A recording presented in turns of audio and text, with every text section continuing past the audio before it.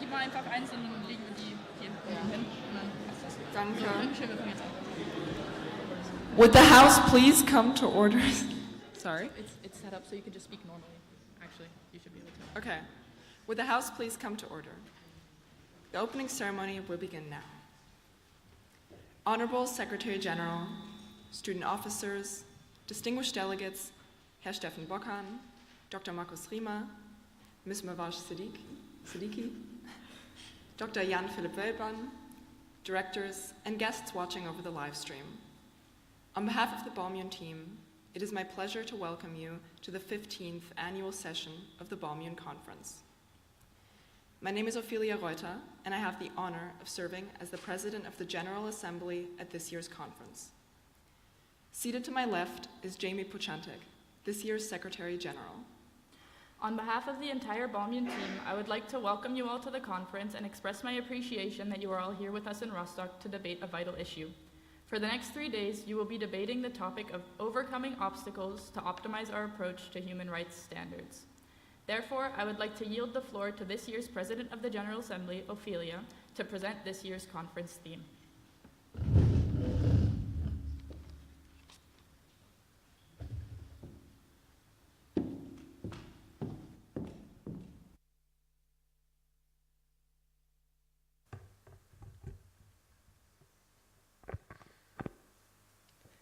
Zara Kazemi, Omidreza Mirsayafi, Sitar Beheshti, Ruhul Azam. Raise your hand if you've ever heard of any of these people. These are the names of only a fraction of journalists imprisoned, tortured, and killed in Iran. They all shared the same interest in writing and reporting about politics, corruption, and human rights. For this, they were punished. They stood up for what they believed in, and while we may strongly agree with their sentiment, others took offense to it and acted on their own terms. If we want to foster a world of liberty, equality, freedom, and independence, we must first look at the things hindering us from achieving this goal. The Universal Declaration of Human Rights includes 30 basic human rights. Universal means relating to or done by all people or things of the world. Yet things like human trafficking, corruption, denying the right to education, or arbitrary arrests are prevalent in countries globally. In an ideal world, all countries would adopt and apply all of their citizens' rights. However, we still have a long way to reach that point. Achieving and upholding the principles of the human rights that human rights stands for can be a challenging endeavor due to numerous obstacles. As was made clear with the example of the Iranian journalists at the beginning, there's a lack of awareness of human rights and human rights violations. Additionally, discrimination plagues many countries, some more than others, making equal rights all the more difficult to achieve. Another facet is the age of digitalization and its pros and cons when it comes to fair and equal treatment. These few aspects don't even begin to cover the plethora of challenges that hinder equal human rights, but are first steps in understanding the topic at hand. As the Secretary General of Amnesty International said, human rights education is key to addressing the underlying causes of injustice around the world. The more people know about their rights and the rights of others in society, the better equipped they are to protect them. Being aware of and understanding human rights is a vital first step in identifying human rights violations. Common symptoms of a lack of awareness are indifference, apathy, and even acceptance of such violations. We need to prioritize education and awareness programs that can promote a comprehensive understanding of human rights. These can include bigger organizations such as UNESCO or Amnesty International, but can also be applied on a smaller scale, such as in schools, universities, and community organizations. This form of education should be integrated into their curriculum, fostering a culture of respect and empathy. By nurturing a society that is well informed about human rights, we can create a strong foundation for advancing the spread of equal rights. The issue lies within countries that don't express any interest in implementing this type of education. In countries where humanitarian intervention may be the final resort, strengthening support systems and organizations, such as the UNHCR or UNESCO, are few attempts to try to further the spread of equal rights. When it comes to identifying human rights violations, identifying discrimination and inequality plays a huge role. Discrimination based on race, gender, religion, and other factors persists in many parts of the world, preventing individuals from full access to their rights. We must actively combat discrimination and work towards achieving equality for all. This requires implementing robust anti-discrimination laws, ensuring equal opportunities in education, employment, and healthcare, and promoting diversity and inclusivity in all aspects of society. By breaking down the barriers of discrimination, we can create a society where every individual is afforded the same rights and opportunities, irrespective of their background.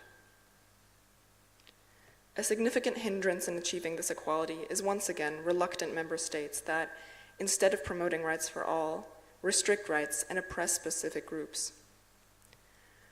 Whether protesters or journalists are punished, the goal is usually to suppress any sort of uprising or disagreement. Do you remember from earlier, Zohra Kazemi, Amidreza Mirsayafi, Sitar Beheshti, and Ruhul Azam? All of these individuals were arrested in order to hinder any sort of information getting out to the public. This contributes to the issue of awareness. If a country, the people, and what's happening within it are kept somewhat isolated, how do these things come to light? This is where the digital age has enabled some change. Technological advancements in the digital age present both opportunities and challenges to human rights.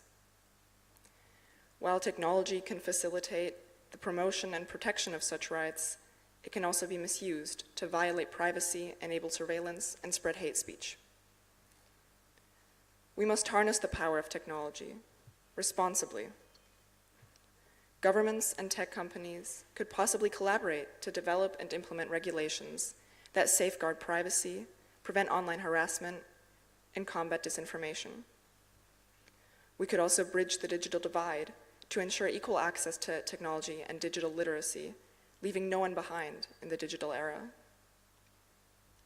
Deputy High Commissioner for Human Rights, Nada al-Nashif, stated that we must work together to mitigate the harmful use of technologies in order to fully harness its enabling potential.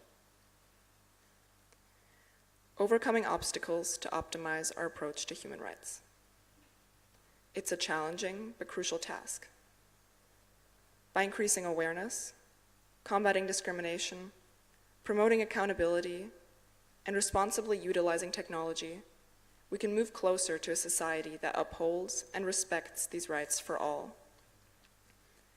It is our collective responsibility to work towards this goal, advocating for change and standing up against human rights violations wherever they occur. Let us strive together to create a world where our rights are not just words on paper, but a lived reality for every individual. Thank you.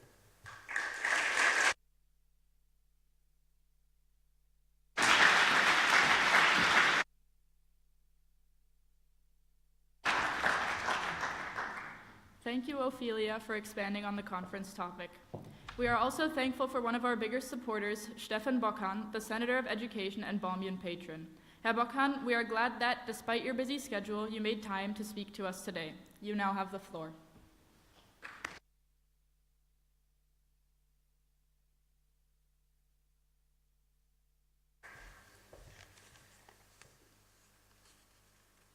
Dear Ms. Secretary General, thank you for the warm welcome. Dear Ms. President of the General Assembly, dear delegates to BALMUN 2023, dear Vice Consul, dear guests, dear Dr. Lima, dear ladies and gentlemen. I'm once again proud as can be to have the honor to welcome you to the city of Rostock at this wonderful event, BALMUN. I want to start with saying thank you to all the people that make events like this possible. I speak about the staff of this meeting, the alumni that support it, the teachers, supporters, sponsors, the families, and you, the delegates. Once again, I'm proud having this event even on a public school. Today, the morning started for me like most of the days. I went to the kindergarten and, let me say, delivered my smallest girl. On the way, I was introduced to this conference because I saw some of you standing in front of the hostel, looking to the sun, discussing, doing things. That was peaceful and made happy. Living in peace and freedom is a good basis for being happy. This was nearly forgotten for most people in the heart of Europe, where we are. War on Ukraine shows how fragile it is. War in so many other countries of the world should have us learn that it is fragile. But living in peace and freedom is not a gift. It is hard work, and I fear some leaders just forgot that. It is a permanent struggle to save human rights and to enforce human rights. We know about modern kinds of slavery. We know about oppression of minorities and even majorities, sometimes very brutal. We know about children that are refused to be educated or educated objectively. We know about people that are forced to serve in armies. We know about people that have no housing, no work, no support. We know about people, they lose everything because of climate change. We know about all that. Not only we know about all that, but we do not see the mankind rising up and defending their human rights. Instead, we have to see upcoming extreme right-wing leaders and parties, even in Europe, even in Germany. I fear that we could lose the human rights as a common sense, and I really fear that. Because of that, I say welcome to you once again. Learn to negotiate, be successful, and defend human rights, always and everywhere. The world needs you. Good luck, and thank you.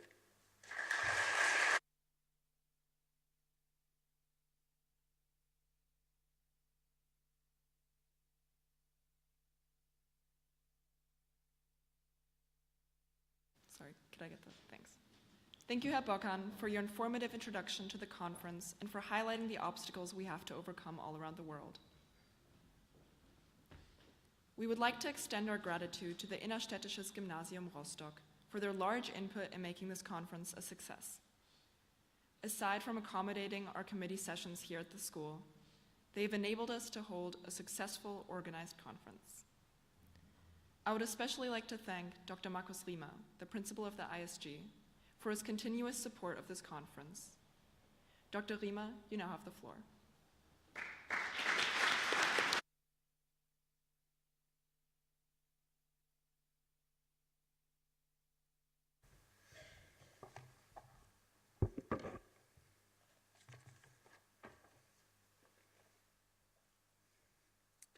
Ladies and gentlemen, Honorable Secretary General, Mrs. Jamie Pocentek, Honorable Mrs. President of the General Assembly, Ms. Ophelia Reuter, Honorable student officers, dear US Vice Consul Mavish Siddiqui and Mr. Stephen Montenero, dear Dr. Bremer and dear Dr. Wöbern for the Konrad Adenauer Foundation, dear Stefan Bochan, Senator for the Hanseatic City of Rostock and patron for this conference, dear Maria Renata Fredvos, representing the school authorities, dear delegates, directors, and guests, dear Matthias Breitkopf, the man to make a difference, and last but not least, dear godmother of BALMUN, Regine Koch.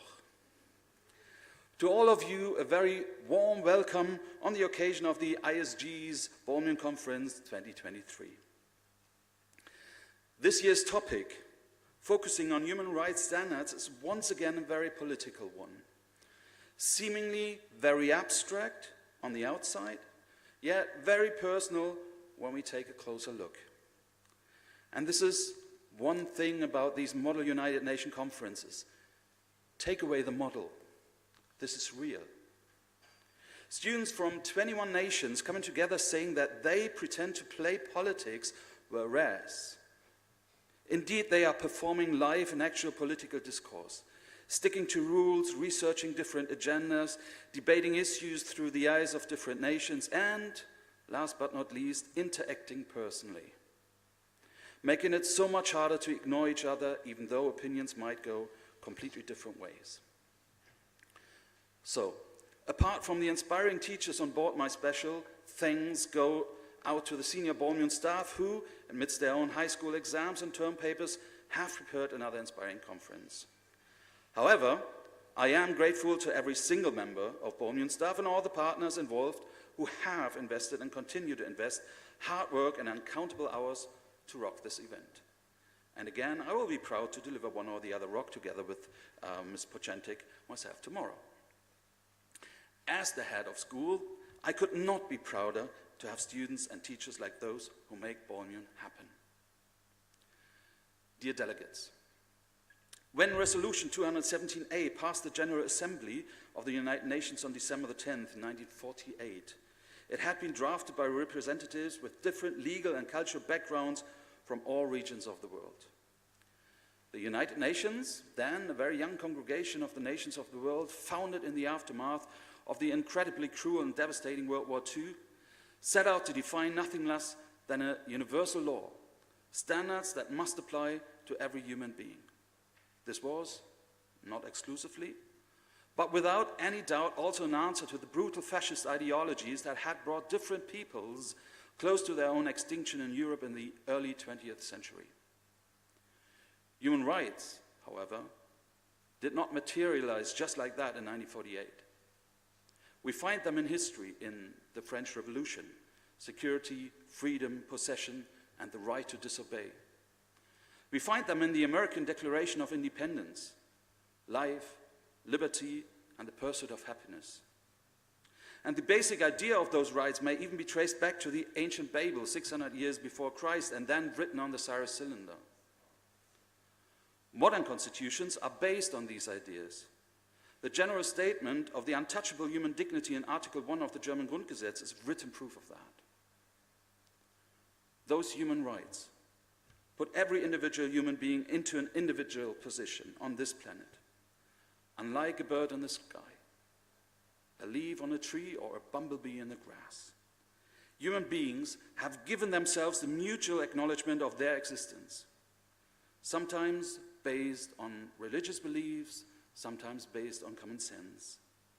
The acknowledgement of everybody's right of freedom and individual well-being is a fundamental, if not even the only possible key to a peaceful and sustainable life on Earth.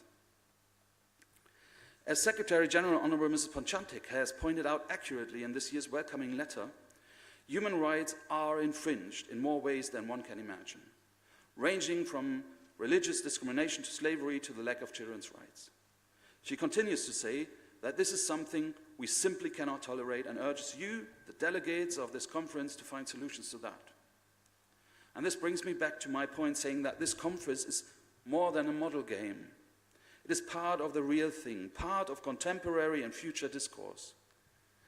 In front of me, I see the citizens of this world who are shaping today's and tomorrow's interpersonal, international, transcontinental, interreligious, economic, and environmental reality. In front of me, I see present-day and future leaders who will not only follow, consume, and waste, but lead, produce, and nourish. Enforcing those human rights standards will be a key issue in finally bringing peace to the world. Succeeding in this endeavor is the only alternative we have. Failing will fuel the aggressive conflicts already present in the world, will also finalize the destruction of environment. Both will mark the end of civilization as we know it and as we may be striving for, based on, among others, the values of Declaration of Human Rights. So, what is my advice for you here on the floor of this year's assembly?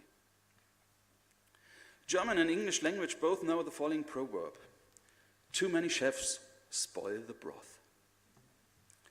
At first look, this idea of this proverb seems not to match with the idea of the United Nations, because we need all the chefs, all the representatives of all the nations gathered around the same campfire, the same stove, the same pot. How else would we ever come up with this one broth, this magic potion that will feed our desire for physical, psychological, environmental, and sustainable peace?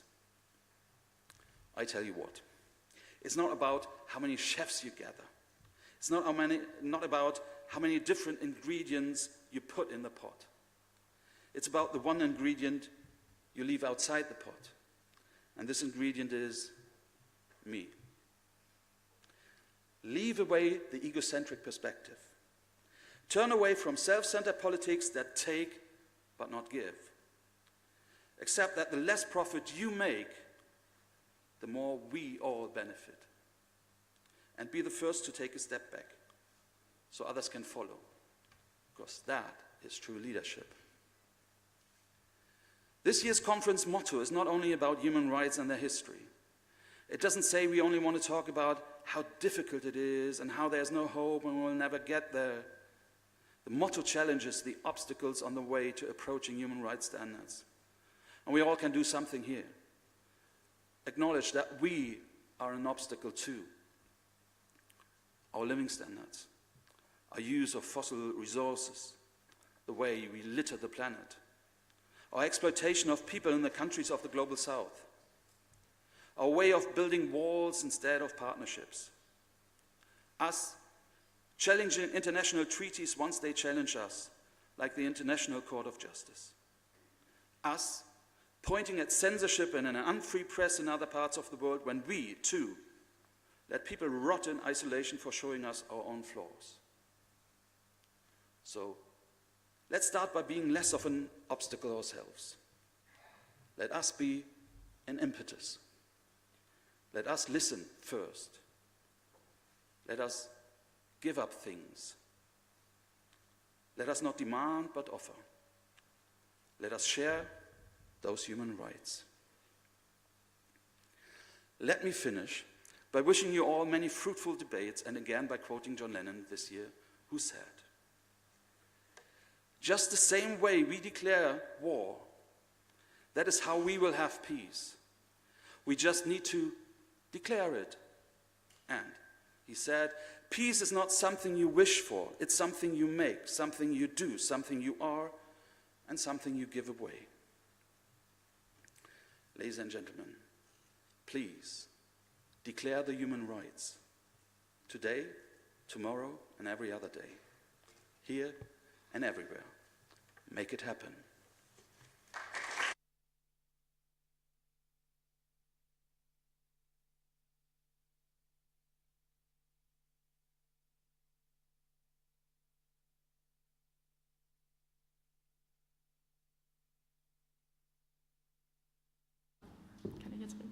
Thank you, Dr. Lima, for welcoming everyone to our school and stressing the importance of the implementation of human rights globally.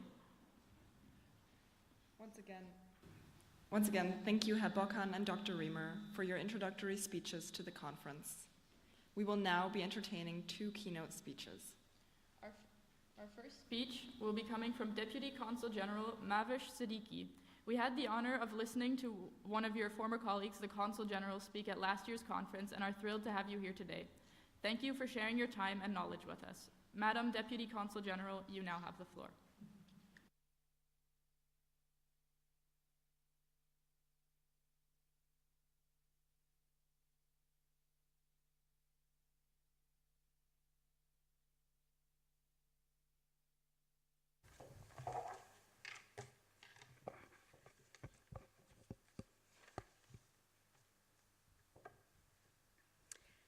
Dear Honorable Secretary General, dear President of the UN General Assembly, dear delegates, dear members of the Secretariat, and distinguished guests, it is an honor to join you today at this very special event. My name is Mavish Siddiqui.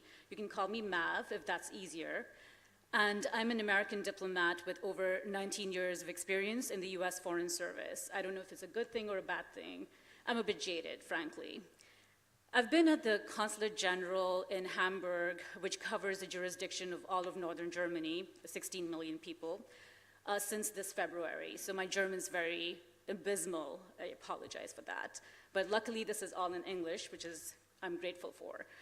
But before I begin talking about US foreign policy priorities at the UN General Assembly 77, I will delve into some of my tactical work working in the multilateral arena.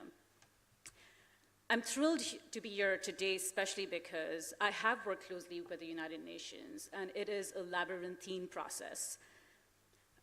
Being in the UN arena is also in my blood. I'm a daughter of a UN diplomat who has served in many hardship posts around the world, so I have followed my dad in a few places.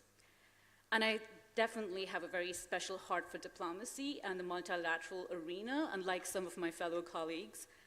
And I think the UN places a very core function in the United States foreign policy engagement because it does some invaluable work that the United States cannot do alone, or any of our partner countries cannot do alone. A little bit about myself. My previous postings included the United Kingdom, Jordan, Iraq, Qatar, and India. And after 9/11, I wanted to serve my country, so my first job was in Washington, D.C. at the Office of Terrorism Finance.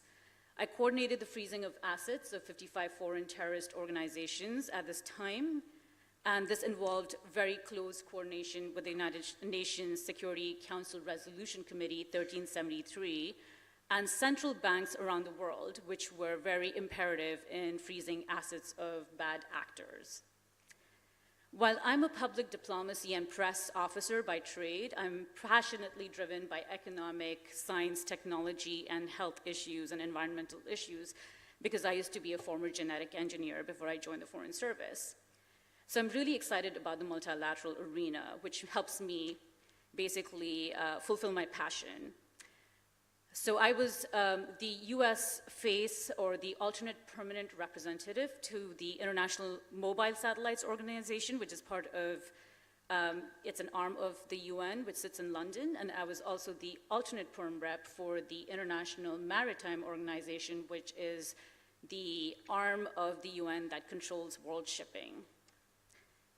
And I've led US delegations to expert-level conferences at the UN Conference on Trade and Development to discuss women's economic empowerment around the world. And I was also part of the 5-person team that negotiated the Arms Trade Treaty at the UN Security Council in 2012, which essentially curbs illegal trafficking of weapons across borders. I've also worked closely with the UN Conference on Disarmament on the Biological Weapons Convention, with IAEA on the first Nuclear Security Summit under President Obama, and with OPCW on chemical weapons disarmament of Libya. So I have very great appreciation and humility in terms of engaging multilateral alliances and working the multilateral system. And I'm happy to share insights. I'm going to zoom out to share with you our US foreign policy priorities for the UN General Assembly 77 that will happen this August-September timeframe, and then at a tactical level explain how I have supported some of these priorities through my diplomatic work in the field. The United States believes that the United Nations provides a vital platform that can help address some of the most pressing challenges that affect all of us. The United States also recognizes that in this moment of heightened geopolitical tension, we also have a role to play in helping shape a future United Nations that can deliver on its mandate and remain a central and effective problem-solving institution. With that in mind, the United States will focus on 3 key policy priorities for the 77th session of the United Nations General Assembly. The first US policy priority for UNGA is combating food insecurity. The World Bank estimates that the Russian government's unprovoked invasion of Ukraine may drive 40 million people into poverty and hunger. The United States is committed to addressing food insecurity by meeting the urgent needs for food, fertilizer, humanitarian financing, and agricultural resilience through our foreign assistance programs. The second US policy priority for UNGA is advancing global health and global health security. The United States is committed to working with the international community to advance sexual and reproductive health and rights, close gaps in nutrition and non-communicable diseases, prevent and respond to gender-based violence, and accelerate efforts to get universal health coverage and achievement of the Sustainable Development Goals. We aim to re-energize the global fight against HIV/AIDS, malaria, and tuberculosis. A third UNGA priority is upholding the UN Charter and shaping the UN's future. Russia has committed among the most flagrant violations of the UN Charter since the end of the Cold War.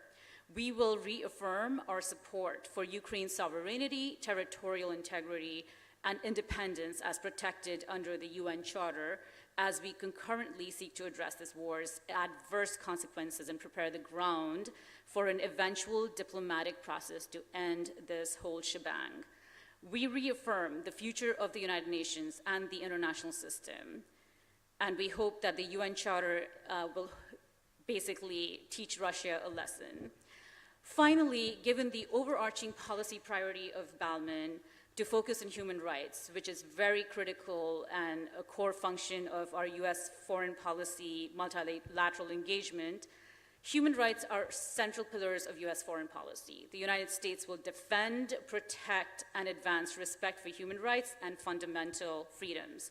We will address discrimination, inequity, and inequality in all its forms. We will continue our commitment to engaging on resolutions related to economic, social, and cultural rights in a way that acknowledges our partners' priorities and contributes to a stronger working relationship with our allies and partners.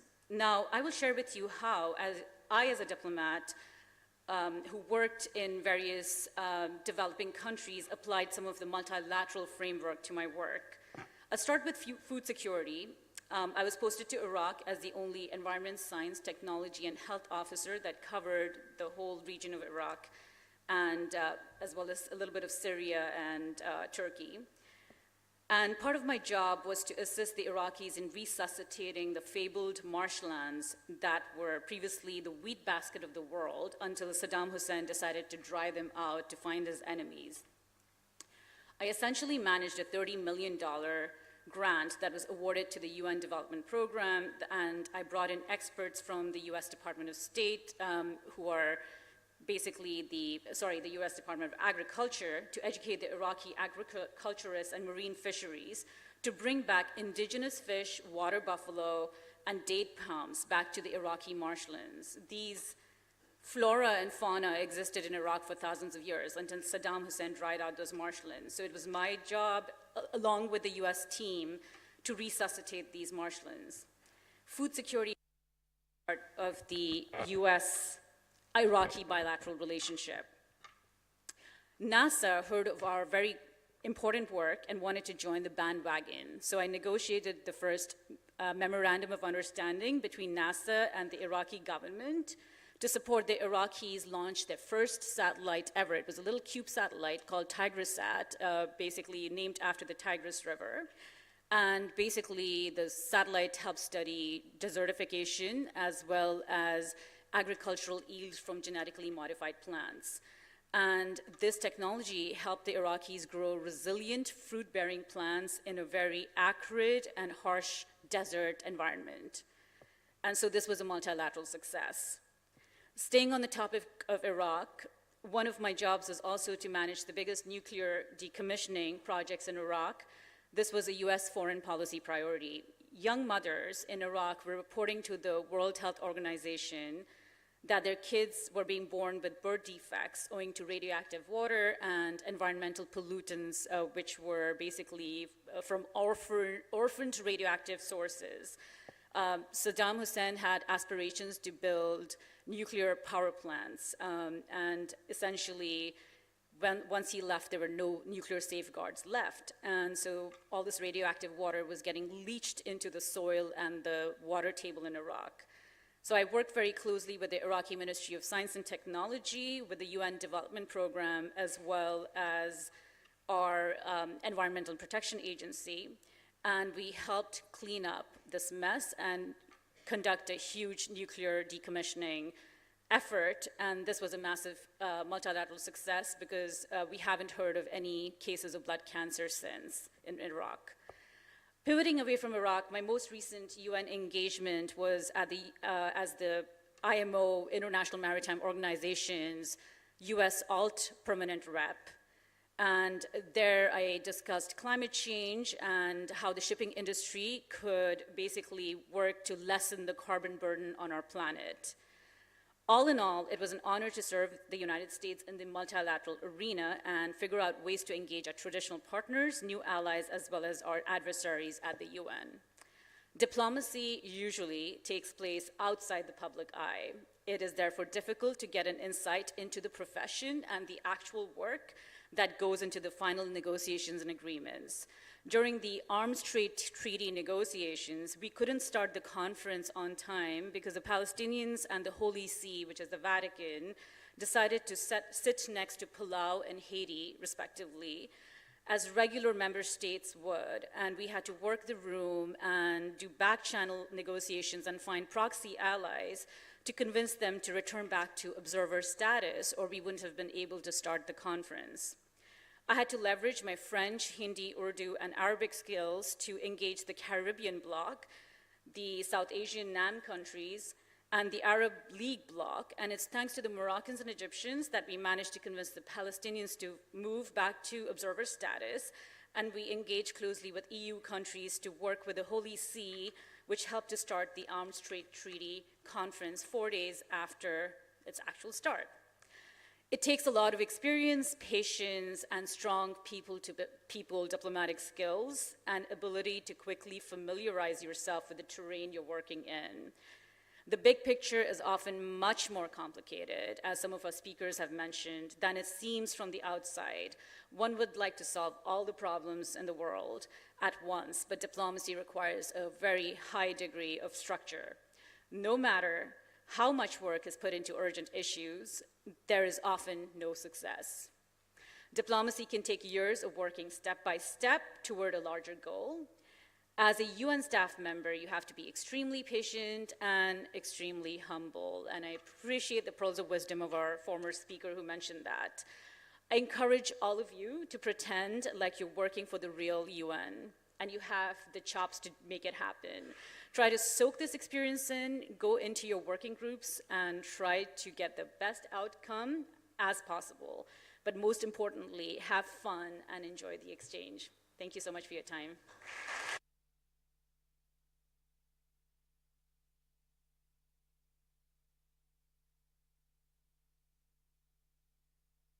Thank you for your interesting remarks on international policy and for enlightening us about your work.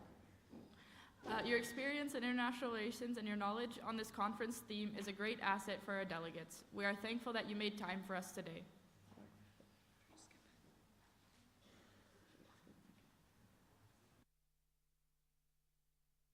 Could you come back on stage for one? Yeah, just for questions really quick, if that's okay. And chairs, we will now call on 5 people to ask questions to the Deputy Consul General. Please wait for a member of the administrative staff to bring you a mic once you are called upon.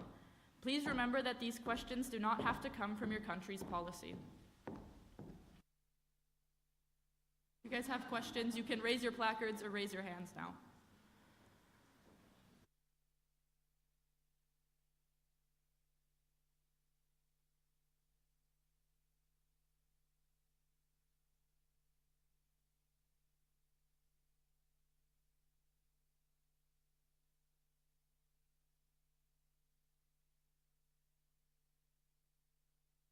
Hi, I'm Zara Liu, and this isn't really relating to specifically diplomacy, but just out of curiosity, have you had to face a lot of discrimination within the US, like government and things, to get to your position, your current position? That's an excellent question, and I'm not going to sugarcoat my response, but you know, the good thing about the United States and our Constitution is that we support freedom of religion and also freedom of essentially diversity. And the good thing also about the United States is we really care about meritocracy. So we have to all take exams, a very arduous exam, which normally is a 1% passing rate. So when I took the exam in around 2001, right after 9/11, I think there were like 80,000 people applying for the test at the same time, and they only took the top 500. There's a written exam and an oral exam, and basically they take the top, obviously 1%. And once you're in, obviously, you know, it's human nature, unconscious bias exists, but your work speaks for itself. And I think that's the beauty of the American system. We have 300 million people from various backgrounds. I mean, you know, sometimes when I'm overseas, you know, people say, oh, you don't look American, and I'm like, what is American? You know, and I'm sure you all appreciate that. So I have only been empowered by people that I've worked with once they've seen my performance. There's obviously that 30 seconds of judgment, like, you know, she's too young, or, you know, she's probably an Arab, or, you know, but I'm like, I'm sorry, I don't fit in any of those boxes. I appreciate the human nature and unconscious bias that exists, but I'm a third generation American with Turkish, French, British, Russian, and Indian. No Arab, no Persian, but happy to, it actually helps to look like this because everybody wants to talk to you. And when they don't want to talk to I would say the average American, so to speak, whatever they think that is, so. So yes, I mean, truth is, yes, there's unconscious bias, but meritocracy prevails, so good question.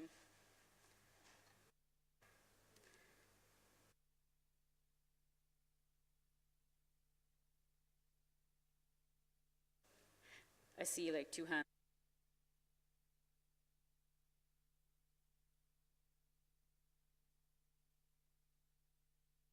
Hello. My question is, were you appointed to be a diplomatic in Iraq, or was that a choice? That's no, it was a choice. I was working at the Bureau of Economics and Business Affairs, and working on issues that basically, and the Bureau is in the mothership in the State Department, and there was a massive focus on Iraq, and I just found the work to be very interesting. There was we call it a now position, meaning we had a lot of attrition. Nobody wanted to fit that role because it required a lot of background in environment, science, technology, and health issues. So as a former molecular biologist, where I kind of felt like a non-traditional diplomat because I didn't come in with international affairs knowledge, but I was a scientist. I was hacking rats for a living and studying rat brains and opioid receptors before I joined the Foreign Service. But I was very thrilled that my knowledge of science was very applicable to Iraq, and you know, the U.S. government leveraged that, and I believe I added some value to the whole foreign policy advancement in Iraq. So I was very thrilled. Yeah.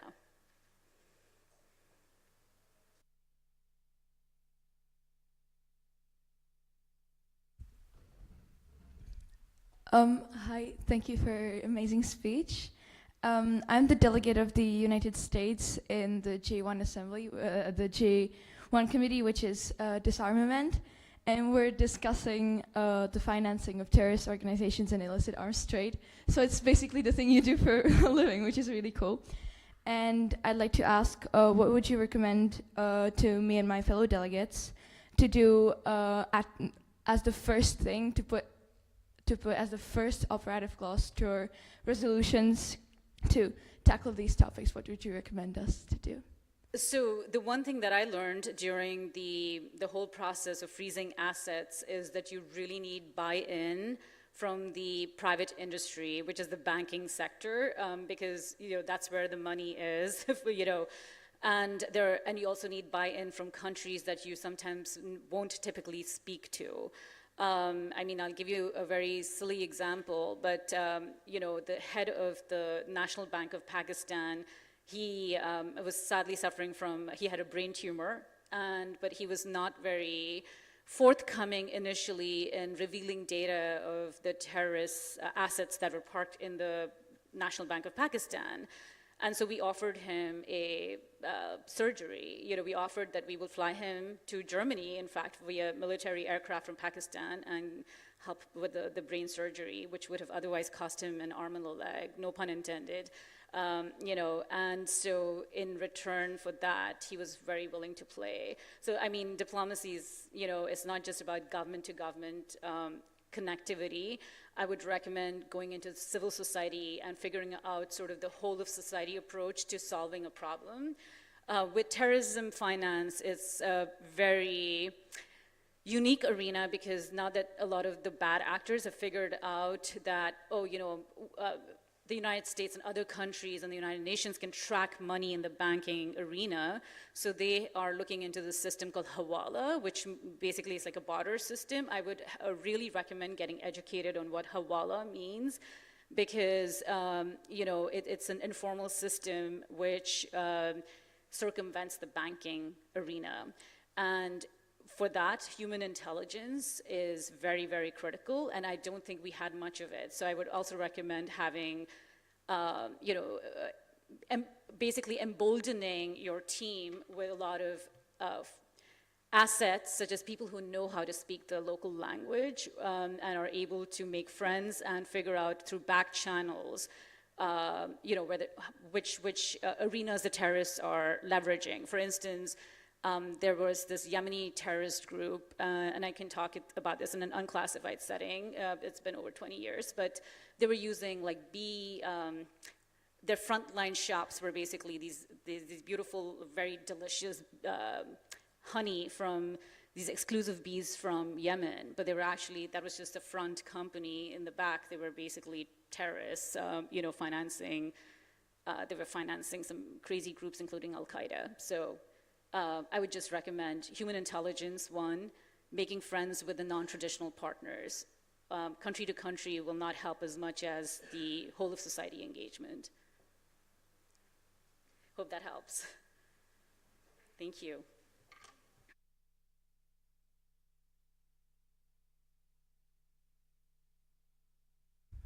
So people always say that people learn from mistakes. Can you maybe share us a mistake that you made in your diplomatic career so we can learn from that mistake?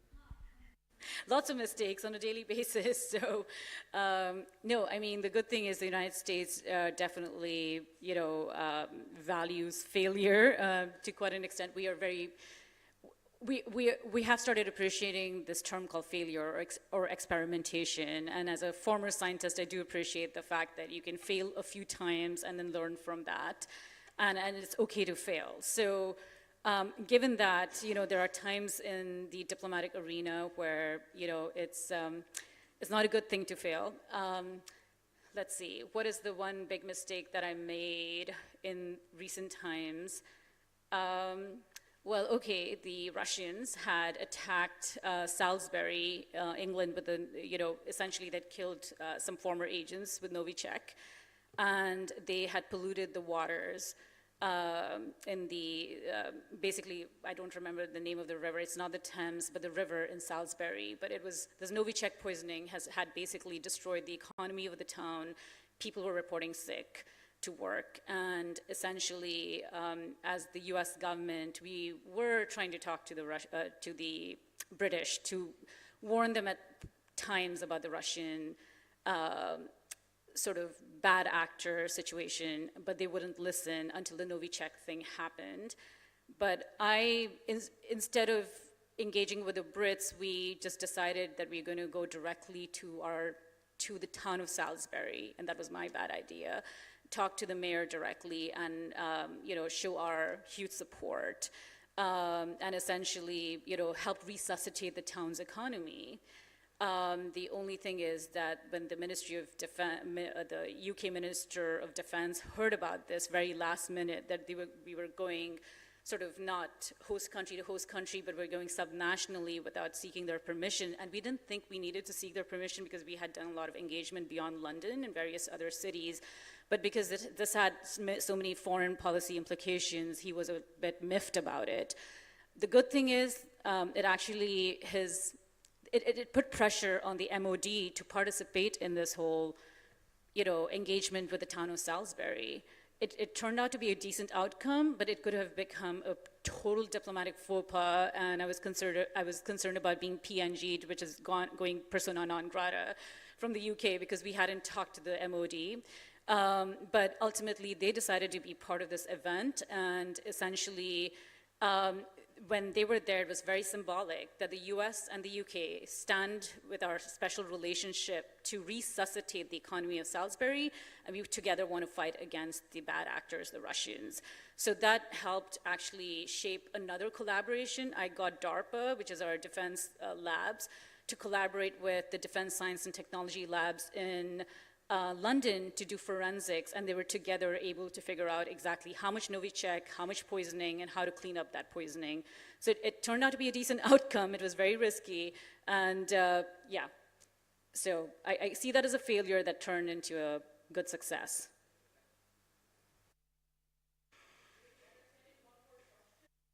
If there is one more question, up here.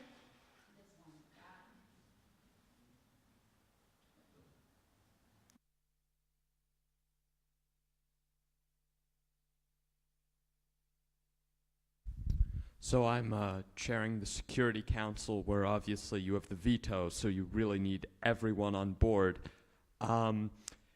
What is your advice as someone who has worked in diplomacy for us when you get to a point where you seem to just be at a full roadblock? You have two or more parties that are just in direct opposition to one another. There doesn't seem to be a way forward. What would you recommend we do then? That's an excellent question. And once I got steeped into the arena of back-channel negotiations, I was like, oh my gosh, it's really about interpersonal skills. It's people to people, I'll say this, at the International Maritime Organization, and, off the record, this is probably not an off-the-record arena, but we had a head of delegation at one point from a certain agency who just appeared very stolid and did not, sometimes we Americans tend to appear as very this is our position and nobody should be able to sway us from this position. And that I learned was a very bad mistake.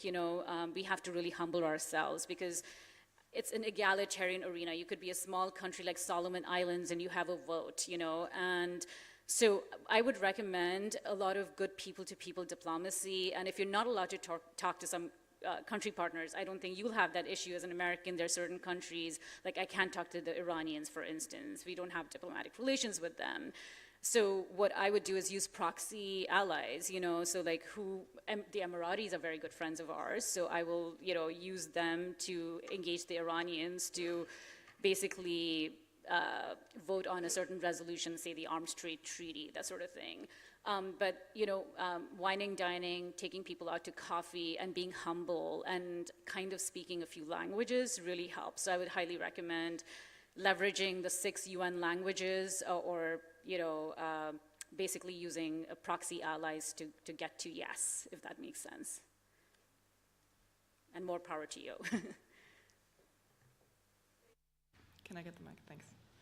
Thank you once again, Ms. Siddiqui, for your time and efforts in making this ceremony all the more interesting and kickstarting our conference. Please accept this statement.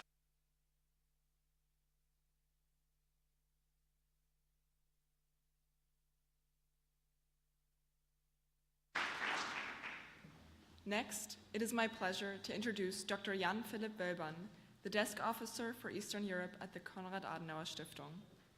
It is our pleasure to welcome you here in Rostock and listen to your speech. The Konrad Adenauer Stiftung has shown continuous support for the MUN program, and we thank you for your time. Dr. Bölban, you now have the floor.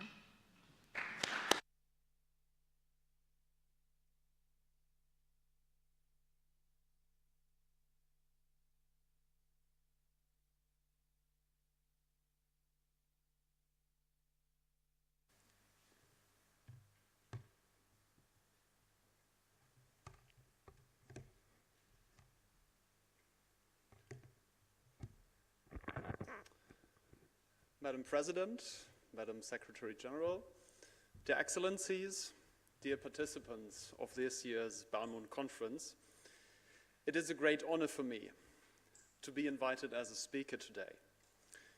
And I think it's a great idea to hold this conference, looking at international relations and Germany's role in international relations, as we do it here in Germany, because international politics has become very important, at least since the February of 2022, when Russia started its invasion of Ukraine. And Federal Chancellor Olaf Scholz talked about the Zeitenwende. So I think this is a very good opportunity to practice thinking and exploring international politics on a very, let's say, practical level. So thank you very much for having me today and the opportunity to speak about the current situation in Ukraine. Let me say a few words on who I am and what I am doing. My name is Jan-Philipp Wölbern, and I'm working for the Konrad Adenauer Foundation, named after the first Chancellor of the Federal Republic of Germany. We are independent, but we are closely linked to the Christian Democratic Union. That means we are dependent also on how the outcome of the elections are, as the other political foundations in Germany are as well. We have offices in more than 100 countries in the world, including also 2 offices in Ukraine. We have one in Kiev and one in Kharkiv. Unfortunately, the 2 heads of the offices had to leave Ukraine last year, a few weeks prior to the all-out war. Currently, I am preparing to become the deputy head of our Ukraine office, together with my colleague, who is now in Warsaw. And this is a question we still have to think about, whether we will go to Kiev already or whether we will start at Warsaw and then travel to the country. I have been to Ukraine a few months ago, so I could see what the people think, what the general mood is, and that was a very, interesting is the wrong word. It was a very deeply touching experience to go to this country which is at war at the moment. What I want to talk to you about today, I would like to sum up in 3 points. The first point is a question. What kind of war is that? What the hell is going on there? What is the true nature of this war? What is behind all this dying and fighting? So this is the first point I want to talk about. The second point is about the question, what is the current mood of the people in Ukraine and Ukrainians? The third question is, which scenarios can we see for the outcome of the war in the near future? Can Ukraine win? So to start with the first question, what is the true nature of this war?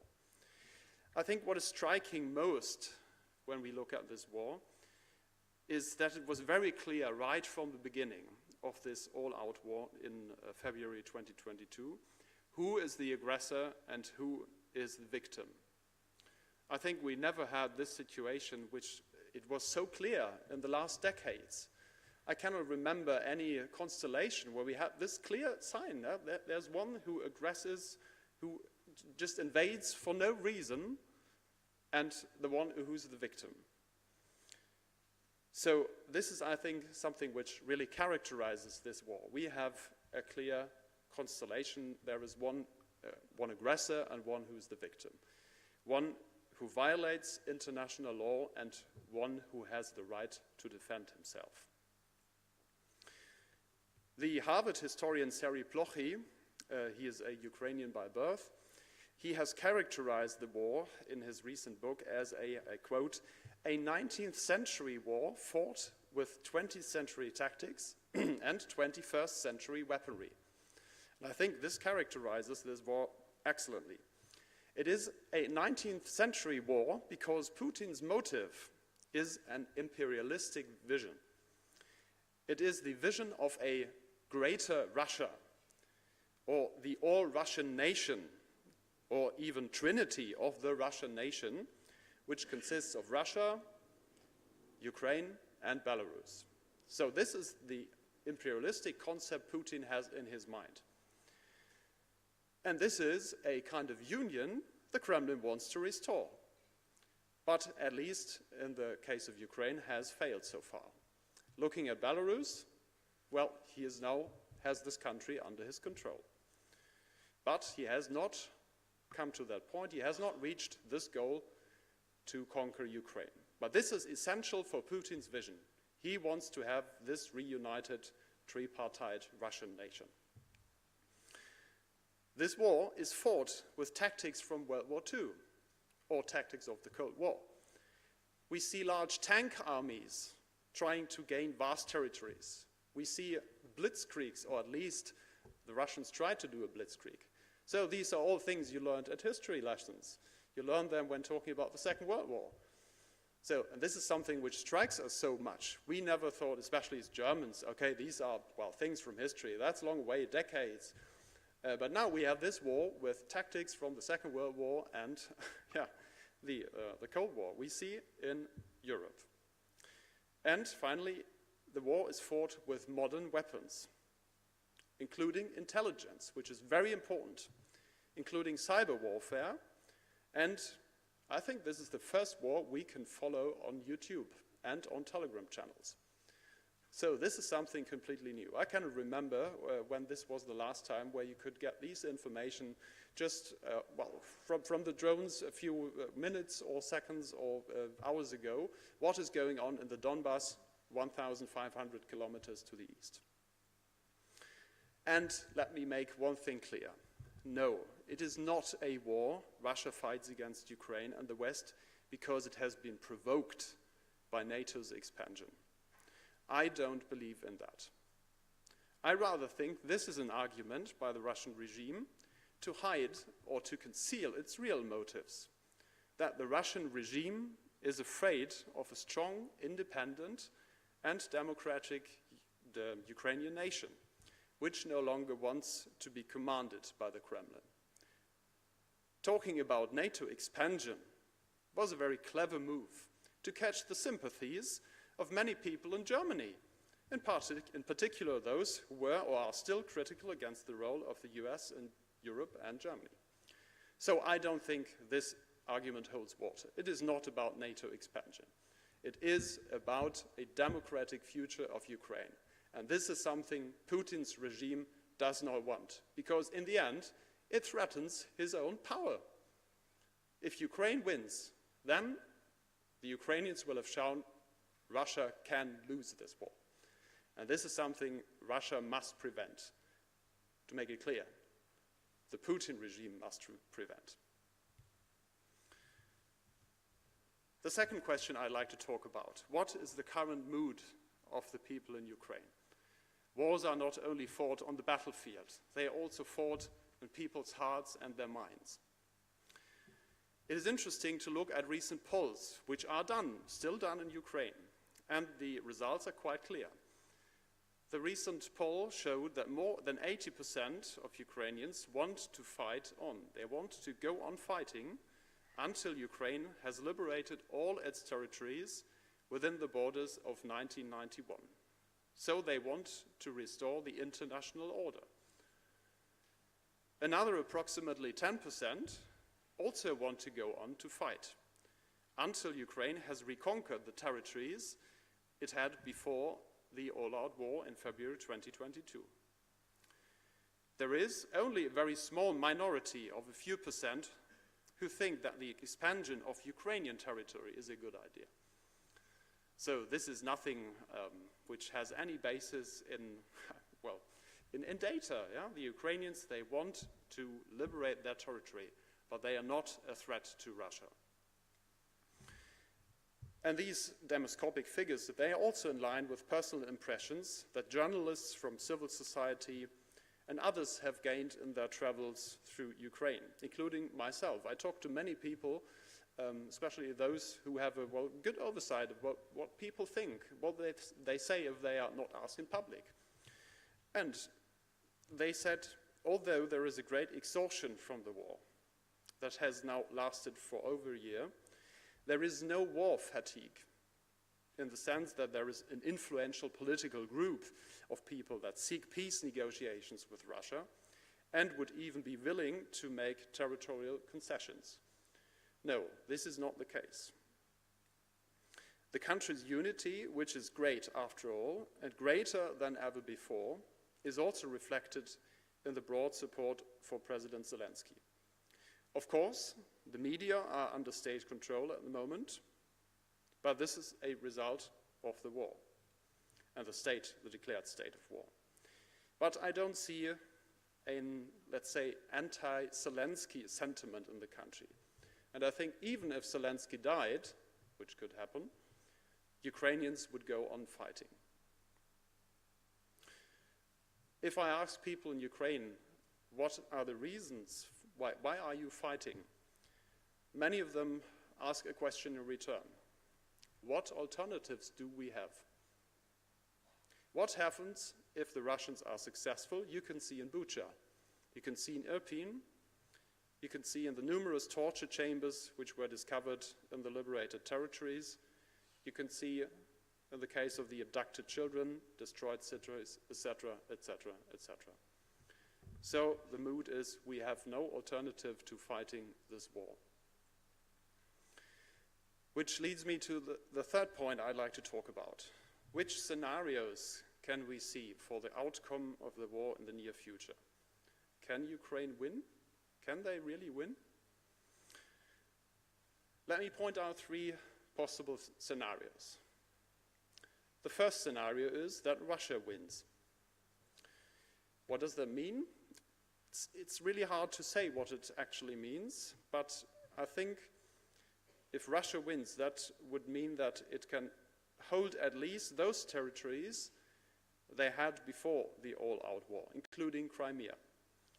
Or it is even able to hold the current status, that means all the annexed territories in the south of Ukraine. But at the moment, it's quite unlikely that Russia is able to launch another offensive. The second scenario, Ukraine wins. Can they really win? I can't make a prognosis, to be honest. I'm not a military expert. I don't have special information from disclosed files. I can only look at those factors we see, which are, well, you can read in the newspapers. We get as foundations from our allies in the country. And what we see are a number of very interesting factors. Ukraine now has a significant number of new Western weapons, including supply chains and ammunition. Not enough, but they already have them. New weapons which are on a higher technical level than the Russian material. The second point, Ukrainian military leadership has shown its operational and tactical cleverness and very high standards. Who would have believed Ukraine would be able to withstand more than a year on the 24th of February last year? Ask yourself, would you have believed that? To be honest, I didn't believe that as well. But now, a year after, we see that Ukraine still stands. And last but not least, they have a fighting spirit. They know what they fight for. They fight for their freedom, their families and homes, and I think also they fight for a path to a better future.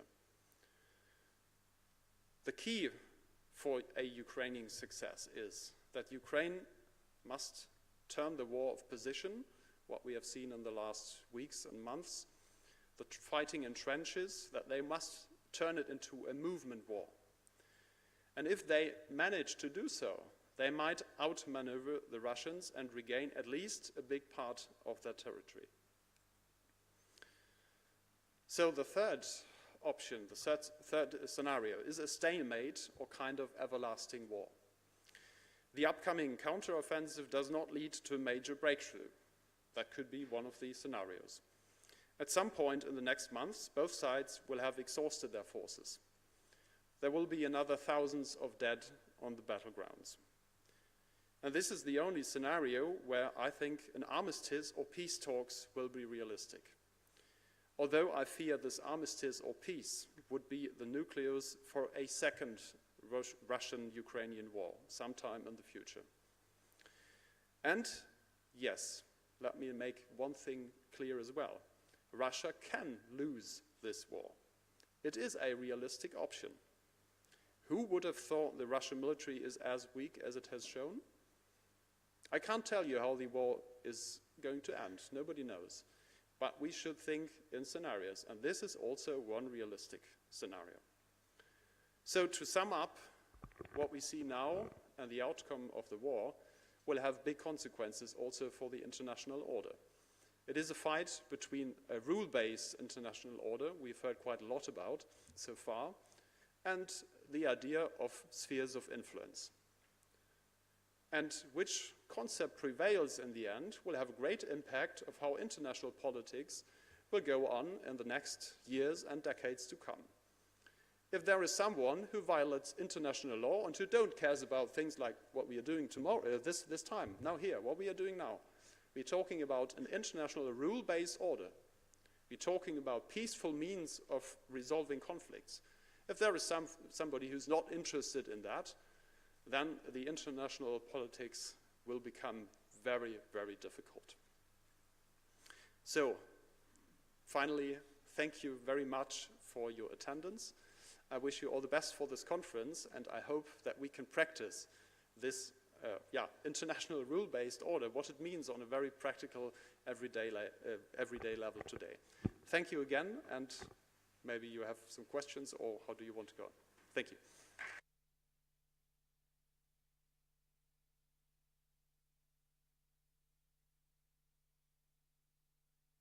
Thank you, Dr. Welborn, for your educated remarks on the importance of international cooperation in light of the Russia-Ukraine war, as well as elaborating on the details of this war.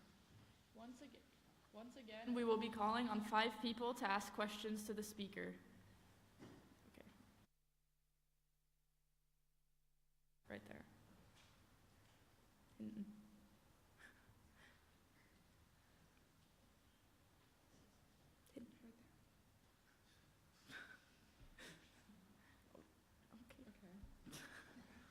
Thank you for your speech. In the start of your speech, you stated that Russia wants to restore this Belarus, Ukraine, Russia control. Do you think that Putin will stop his imperialistic approach after he restored that, or do you think that he would go on Poland and other Eastern European countries and would start to invade them?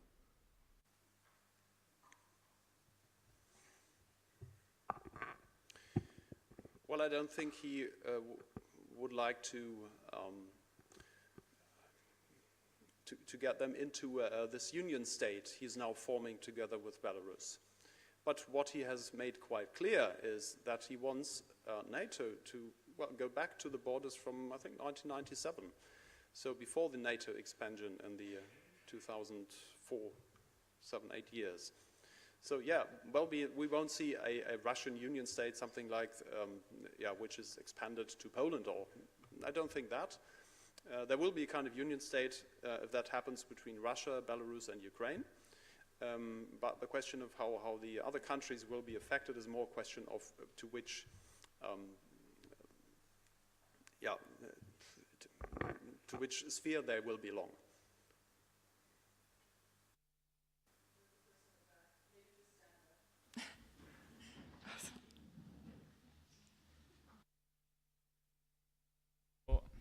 At the start of what I'm saying, I just have to say that I also support that Ukraine defends their homeland, but in what you said, I had problems following you because some of the things you said about why Ukraine or why Russia attacked Ukraine, it really seemed a little bit easy, because if we look at what the geological position of Ukraine, it's important position, and also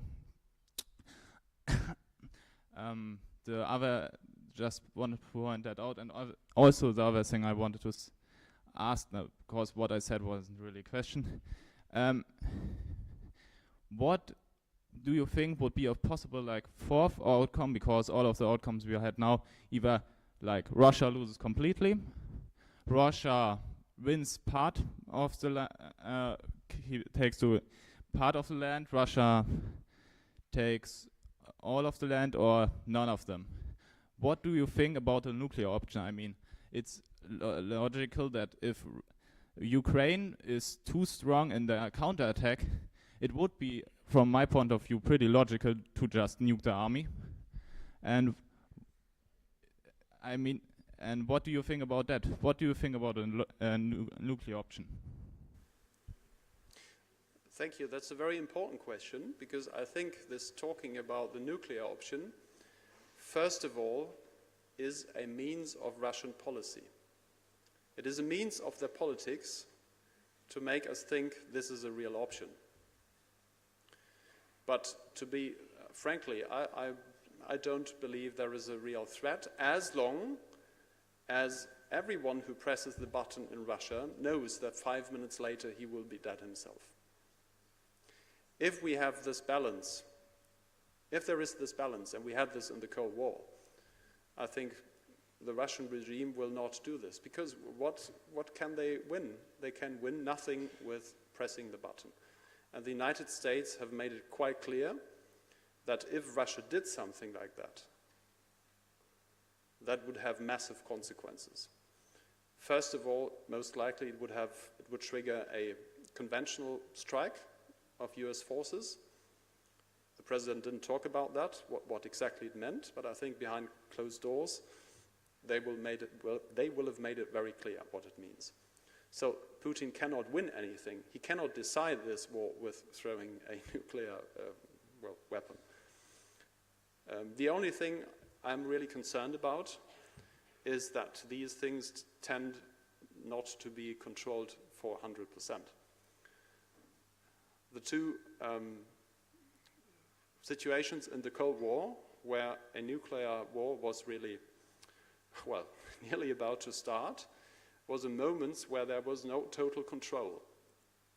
That was in the Cuban crisis, as far as we know today, and it was in the early 1980s, where one side thought they would be attacked. They were attacked in the 80s, and in the 60s, the Russian command gave this order.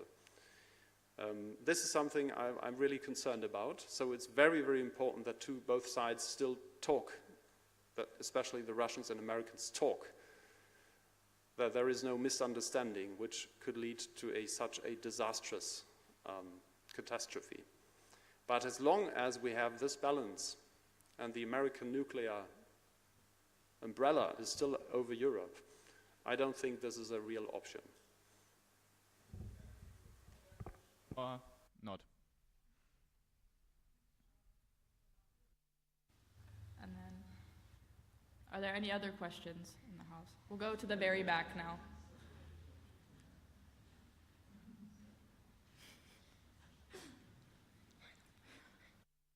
Thank you for your speech. So my question is, if you were to imagine being the president of the USA, which strategy would you employ to achieve the best result of the war? So would you rather employ the strategy which the Allies applied before the Second World War, which basically resulted in giving the Sudetenland to the Nazis and stepping aside, which was the strategy of appeasement? Or would you rather strike back, militarily perhaps, if Ukraine were to lose? And what do you think is the best option of actions to prevent a nuclear conflict? Because I personally think that Putin is sociopathic enough to press the nuclear button. Well, I'm not the president, and I will never be the president. But this is not just fishing for compliments, but I think the US government has done a very good job so far.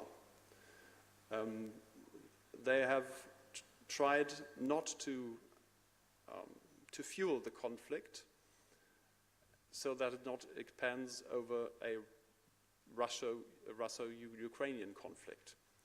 So they did nearly everything to prevent other countries stepping in.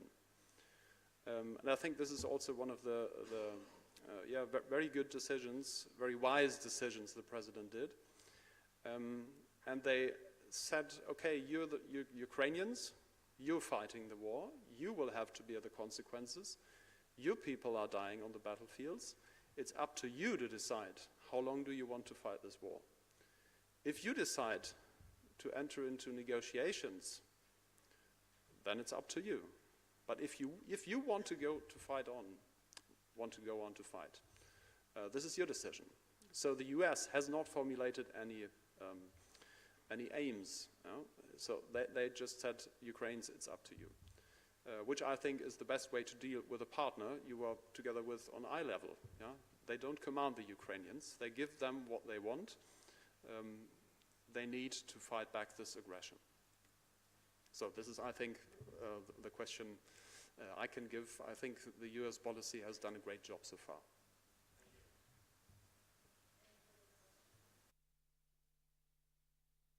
The person up here at the aisle.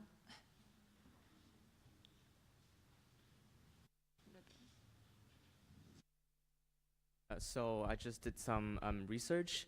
The distance between Kiev and Moscow is 863 kilometers by car. And obviously, missiles are not going to travel by cars. So let's just assume 700 kilometers. That basically means that the missile will hit Moscow from Kiev within, let's say, 10 minutes. If you're the president of Russia, to, let's say, get your nation secured, what would you do? Because as far as I know, in history, there's a really similar crisis called the Cuban Missile Crisis.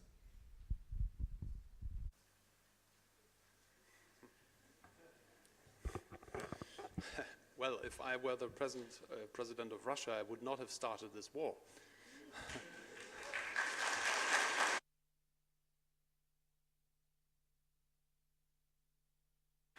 Well, it's a very good question, because everything what Putin does at the moment is not in his interest. It is not, and it has not turned out to any extent to his, what has he won? Now NATO is at his northern borders. Sweden and Finland, they would never have applied for the membership in the alliance if Putin had not attacked Ukraine. So this is something, and that was the argument. He always said, oh no, NATO is coming to our borders. Now he has it. Now he has NATO at his borders.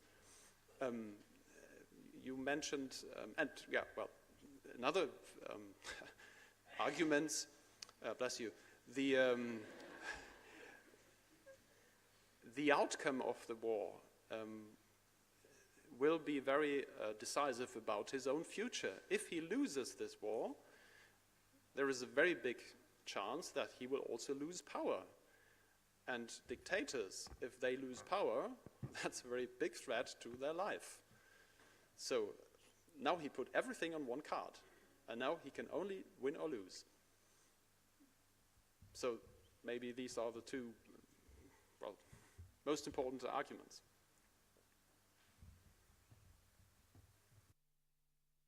Taking one more question, and this will be coming from one of our chairs.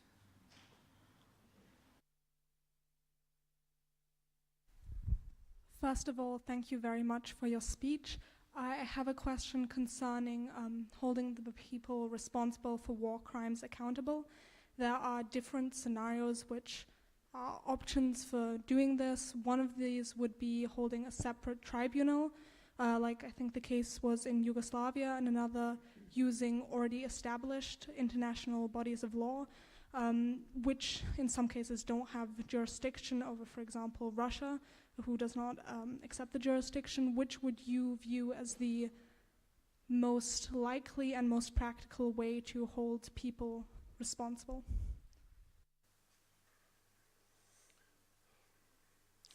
I cannot talk so much about the details of what is going on, of what should be done on a very, let's say, this is up to, I would like to leave to experts of law.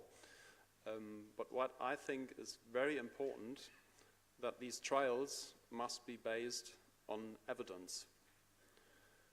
This is very, very important. We cannot have trials that are, well, leave the impression that this is a kind of trial against Russia. It must be trials against concrete individual violations of the law. And which constellation, be it a international court or something else, serves this goal best, I think is a question I would like to leave up to lawyers.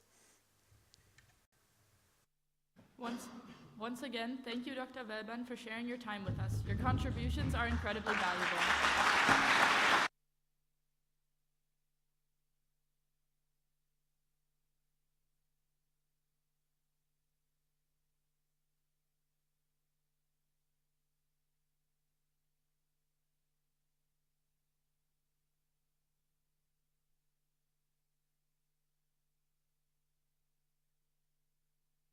The team has prepared a short introductory video for the conference. Please direct your attention to the screen.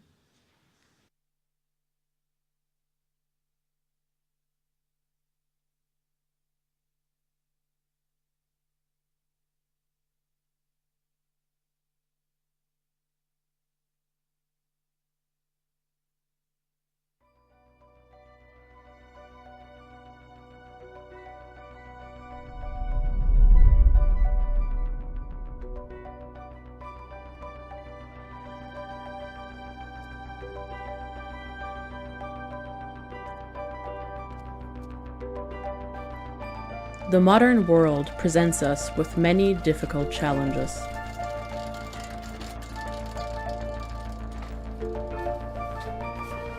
While some people live in abundance, become overweight, depressed, and addicted, others have to fear losing security, their home and life.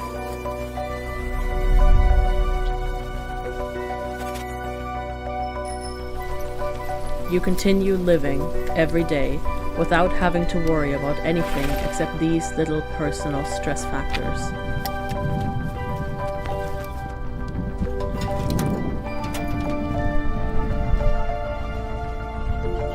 But of what importance are these when there are people out there who don't even have the access to an everyday life?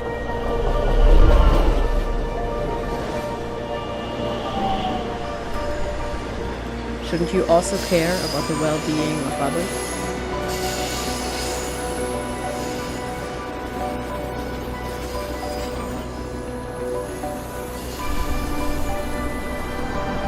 Should you just silently ignore suffering, or even put it aside, just to find security in your own privileges?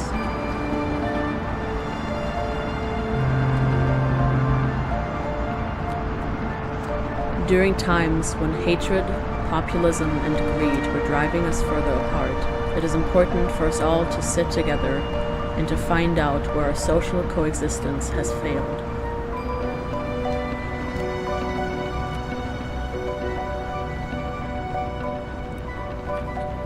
If we all hold together, we can face the challenges in unity, strengthened by our community, altruism, and the amount of love we're able and ready to give.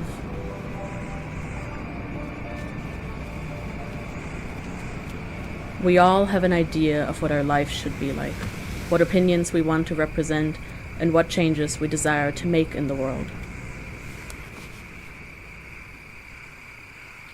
There are a lot of obstacles we still have to face and overcome. As for our own life, as also for humanity and the world as a whole.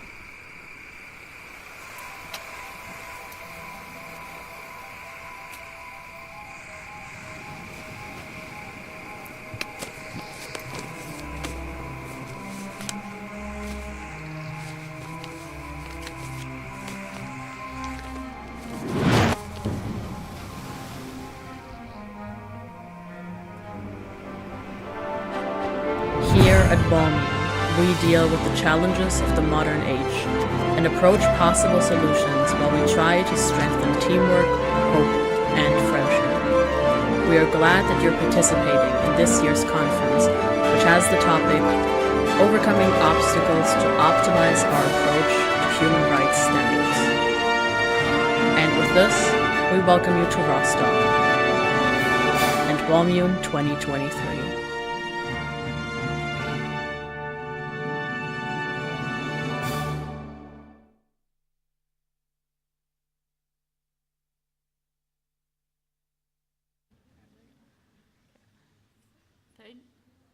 Thank you to Bjarne Nerga and Timon Eik for giving us a fun start to the conference and for the work you and your team have put into this video. Please join us in giving them a much-deserved round of applause.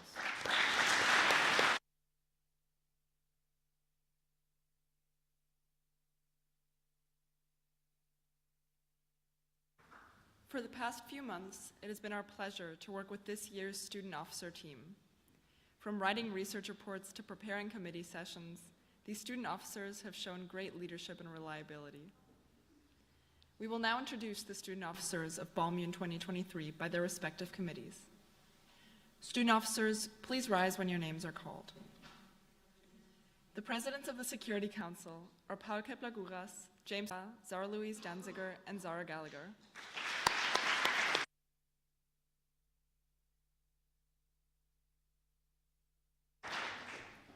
The chairs of the Disarmament and International Security Committee are Victoria Ides and Micah Hardister.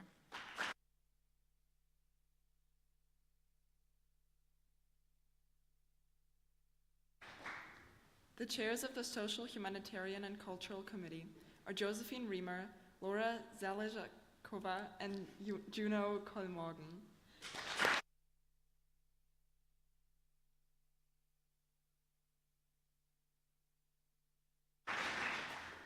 The chairs of the Special Political and Decolonization Committee are Isabella Pehe, Stella Peterkova, and Johanna Kirielais.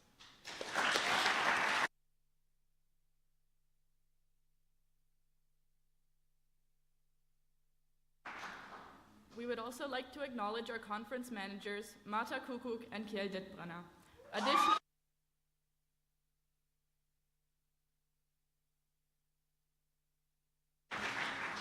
Additionally, we would like to recognize our press editor-in-chief, Julia Paland.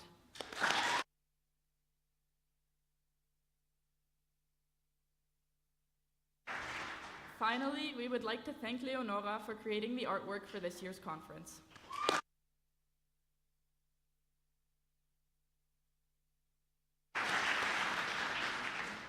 These student officers and team members will make this year's conference an especially unforgettable event. At this time, it is my distinct honor to declare the 15th Annual BALMUN Conference as officially open.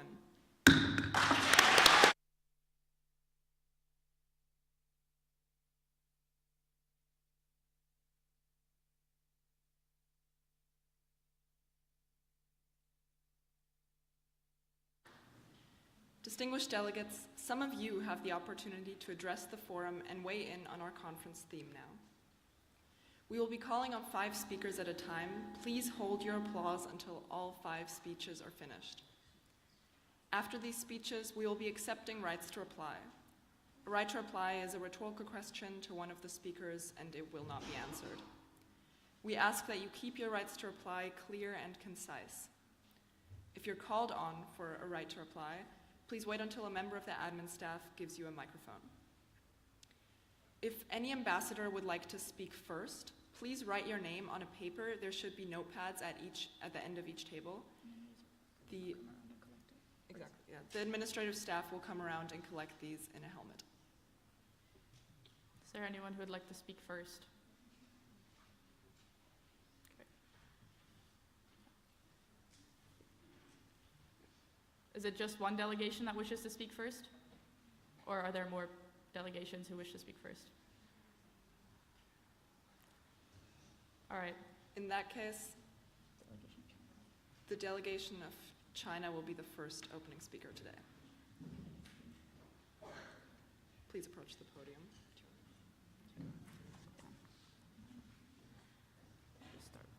After you have held your opening speech, please wait until all the other speakers, because we'll be continuing in alphabetical order, have finished their speeches before returning to your seat. Please also be reminded that your speeches should not be longer than 90 seconds. After this time has passed, we will hit the gavel to remind you to come to your closing remarks. Please give every ambassador the respect that they deserve and listen attentively. Following alphabetically, we will hear from, after the delegation of China, the delegation of Afghanistan, Belarus, Canada, and Colombia. Ambassadors of these countries, please approach the podium.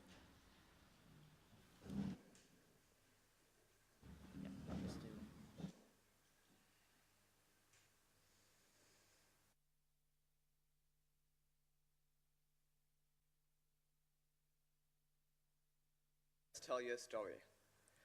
Let us tell you the story of Wu Li. Wu Li grew up in a small rural town in the center of China. As a child, he always dreamed of living in one of the big cities, a dream that he, the son of a farmer, thought would never come true. Not anymore. As the first member of his family, Wu Li received free education. Now, he works at a big technology company in Shenzhen. Wu Li is no exception. China lifted 800 million people out of poverty. China gave 1.3 billion people health insurance. And China enables 150 million children to safely attend school for free. In short, we grant them the most important human rights. Now, we help other countries to do the same. We invest trillions of yuans in projects all over the world.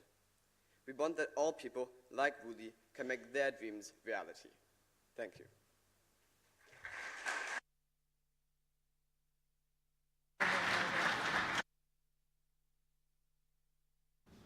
Please hold your applause until all 5 speeches are done.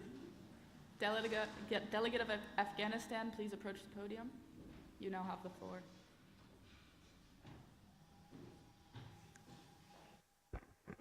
Honorable delegates, esteemed chair, today we are gathered to discuss a very important issue in today's society, terrorism and human rights in general. As Afghanistan, we are honored to be part of this conference. We recognize the changes which have to be taken in order for a positive outcome to take place for everyone, and are excited for the new coming days to discuss these. Talking about overcoming obstacles to optimize our approach to human rights standards, we are particularly excited to talk about financing of terrorist organizations as well as rights of children in war zone areas. Thank you.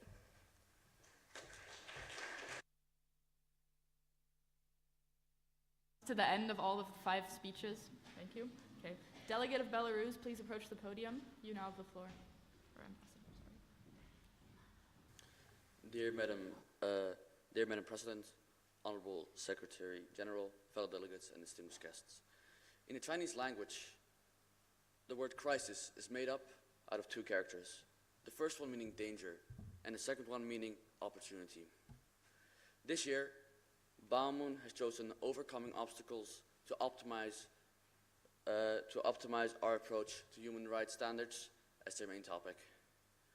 In 2023, human rights are still at risk of being violated.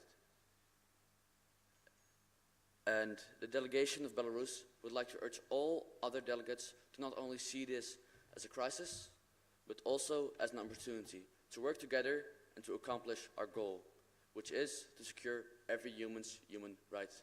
Thank you. Delegate of Canada, please approach the podium. You now have the floor.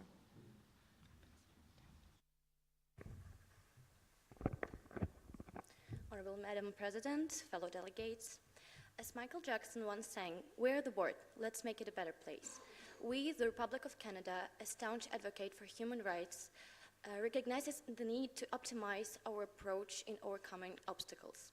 We have taken significant steps, such as implementing laws to protect indigenous rights and promoting gender equality. However, challenges persist, and we are committed to doing better. Canada is actively addressing systematic racism, advancing LGBTQ rights, and combating gender-based violence. We prioritize reducing economic disparities and ensuring access to quality education and healthcare. Through collaboration and partnership, we learn from others and share best practices. We're dedicated to transparency, accountability, and strengthening mechanisms to address violations promptly and effectively. Canada stands ready to work collectively, fostering a world where human rights are upheld for everyone. Let us join forces and strive for a future where dignity, equality, and justice prevail. Thank you. Delegate of Colombia, please approach the podium. You now have the floor.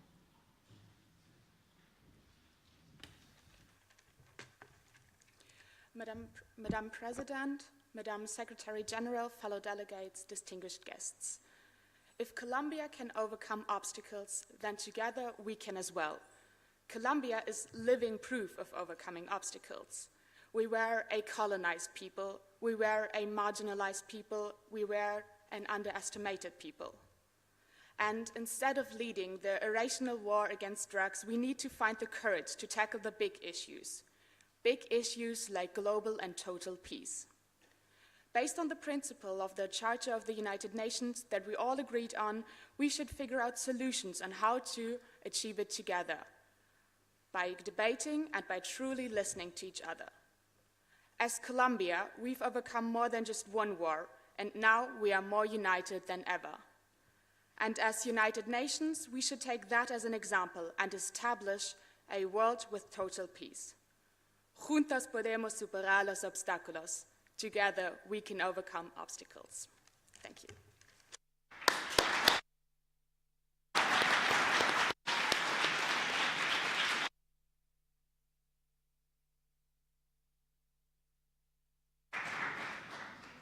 Thank you, ambassadors. If there's any delegates wishing to make use of a right of reply, please raise your placards now. Seeing as there are none, thank you, delegates. Ambassadors, please take your seats. The next opening speeches will be coming from the DPRK, Finland, Gabon, Japan, and Mozambique. Please approach the podium in that order.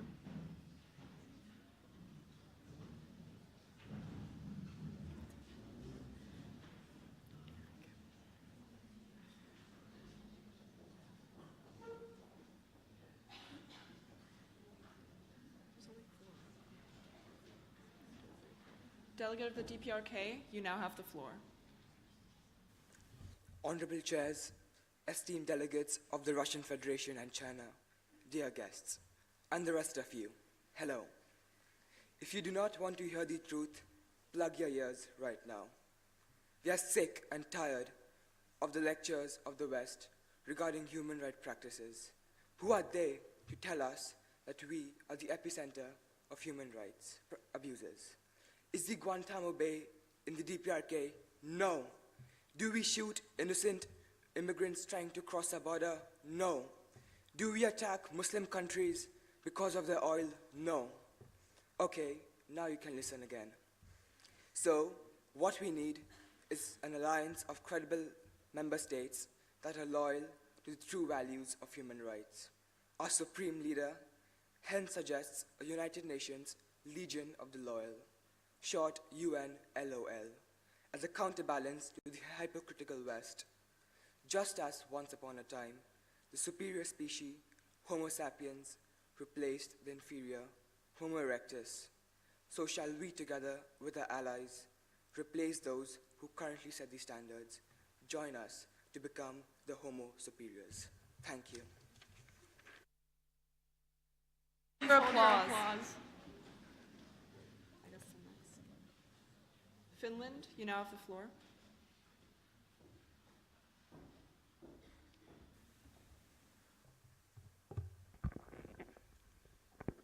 Madam President, Secretary General, distinguished delegates, honorable guests, human rights is not an abstract concept, nor should it be. Human rights might just be one of the most real concepts of all times. Russia, our neighbor, is committing human rights abuses by the day, suppressing the fundamental human rights of its citizens, not only in Russia, and those of Ukrainians and many others in the illegal, full-scale military invasion of Ukraine. Just like the human experience, human rights are, should be, and must be an integral part of today's world. Just like joy, pain, and grief, human rights are universal. Suppressing human rights suppresses human life, dignity. It suppresses innovation. Suppressing innovation suppresses change, putting our future at great risk. In just 100 years, Finland has gone from one of Europe's poorest countries to one of the most successful in the world. Our core belief in human rights, gender equality, and quality education have made this possible. Today, more than ever, we must work together to make universal human rights a reality for all. Our democracy, our core belief in human rights, our respect of human life and dignity is what makes us strong. Thank you.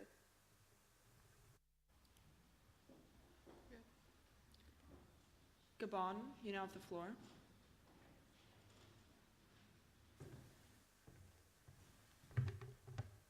Distinguished delegates, esteemed chairs, honorable guests. I stand before you today as the delegate of Gabon, a nation committed to upholding the principles of human rights and promoting a just and equitable order of human rights. The theme of this conference, Overcoming Obstacles to Optimize Our Approach to Human Rights Standards, resonates deeply with our nation's aspirations. In the pursuit of human rights, we must most importantly address one of the most pressing challenges of our time: climate justice. The impact of climate change knows no boundaries, and it disproportionately affects the most vulnerable populations, particularly those in developing countries. Gabon, nested in the heart of Central Africa, is a nation acutely aware of consequences of environmental degradation and climate change. While we recognize the noble efforts made by some Western countries to mitigate climate change, we must also acknowledge the double standards that persist. The financial aid to combat climate change and other stability issues to promote sustainable development in our country often falls short of what is truly needed. This disparity undermines our collective ability to optimize our approach to human rights standards. Therefore, we call upon the international community to address this discrepancy and fulfill their commitments to provide adequately financial aid. It is essential that we engage in open dialogue and that we cooperate to ensure that all nations, regardless of their economic status, can access the necessary resources to implement effective climate change mitigation strategies and achieve sustainable human rights. Thank you very much. Japan.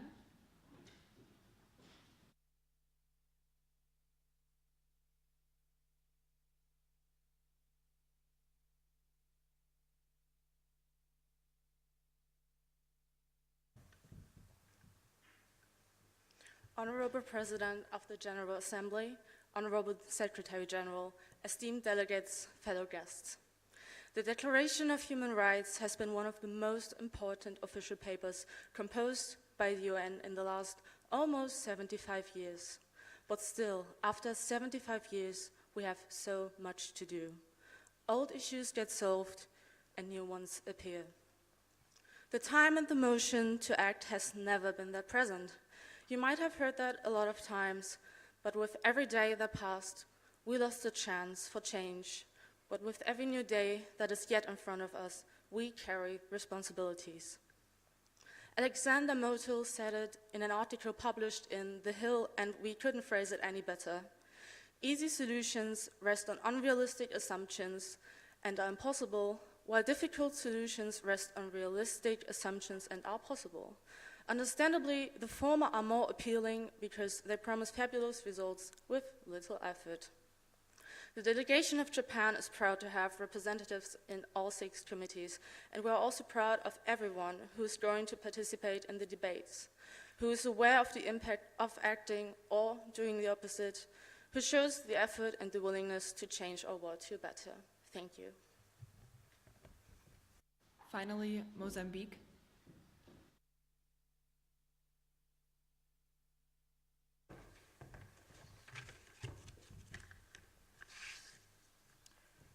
Honorable Madam President and Secretary General, esteemed delegates, distinguished guests, what do you think? How many languages are currently spoken on our planet, which we call Earth? 100, 200, maybe 300? The Universal Declaration of Human Rights has been translated into nearly 400 languages, making it the most translated document internationally.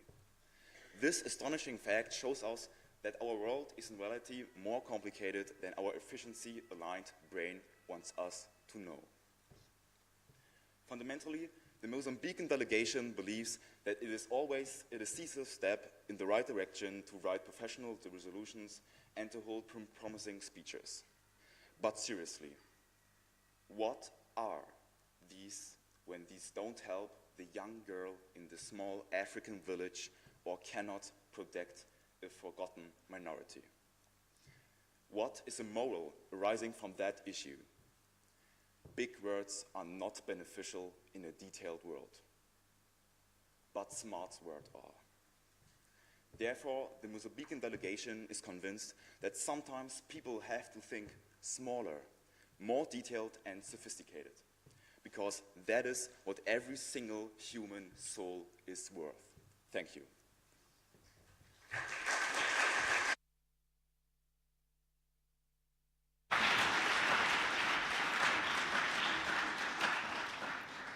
Thank you, ambassadors. If there are any delegates wishing to make use of a right of reply, this can be a question to any of the speakers. Please raise your placards now.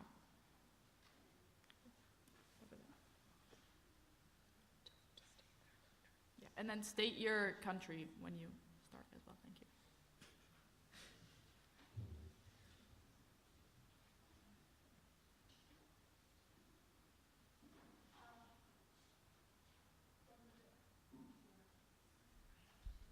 Okay, sorry. So from the delegation of the United Arab Emirates to the DPRK, can the DPRK delegation honestly maintain their self-proclaimed title as the Legion of the Loyal when they have repeatedly been condemned for the flagrant human rights violations, including the notorious prison camps and the suppression of dissenting voices that aim to challenge the regime's authority?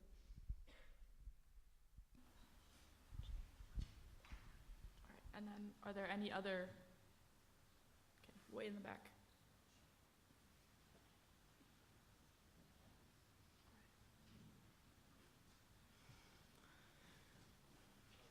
The delegate of France would like to ask the DPRK. In their speech, they said they do not shoot immigrants crossing their borders. However, do they not agree that this is untrue as they shoot immigrants trying to leave their country? Thank you, delegates. Ambassadors, please take your seats. The final opening speeches will be coming from Pakistan, the Russian Federation, Somalia, and Syria. Ambassadors, please approach the podium in that order.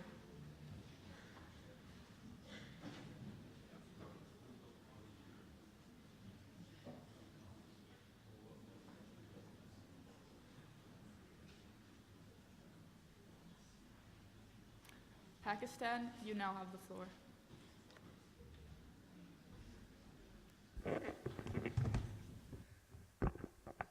Dear Secretariat, dear delegates, ladies and gentlemen. Today we have gathered to discuss a topic of utmost importance, overcoming obstacles to optimize our approach to human rights standards. Human rights are the foundation of a just and equitable society, and it is our collective responsibility to ensure their full realization for all individuals. While significant progress has been made in advancing human rights globally, numerous challenges continue to hinder our efforts. So, in order to optimize our approach to human rights standards, we must first recognize and address these obstacles head-on. One major obstacle is the persistence of poverty, inequality, and discrimination. Poverty not only deprives individuals of their basic needs and dignity, but also hampers their ability to exercise their fundamental rights. We must strive to eradicate poverty through comprehensive and inclusive strategies, placing a particular emphasis on creating opportunities for economic growth and social mobility. Another obstacle to optimizing our approach to human rights standards is the prevalence of conflict and violence in various parts of our world. Armed conflict not only results in the loss of innocent lives, but it also undermines the very fabric of human rights. We must work collectively to prevent and resolve conflicts through peaceful means, dialogue, and diplomacy. The protection of civilians, especially children and vulnerable groups, must be at the forefront of our efforts. Humanitarian assistance should be provided to those affected by conflicts, ensuring access to food, water, healthcare, and education. In the digital age, the advancement of technology presents both opportunities and challenges to human rights. While technological advancements have the potential to enhance freedom of expression, access to information, and the realization of socio-economic rights, they also raise concerns about privacy, surveillance, and the misuse of technology for repression. It is crucial to strike a balance between harnessing the benefits of technology and safeguarding individual rights. Through peaceful conflict resolution, comprehensive social welfare programs, protection of digital rights, accountability, and promoted and respected. Thank you. Russian Federation, you now have the floor.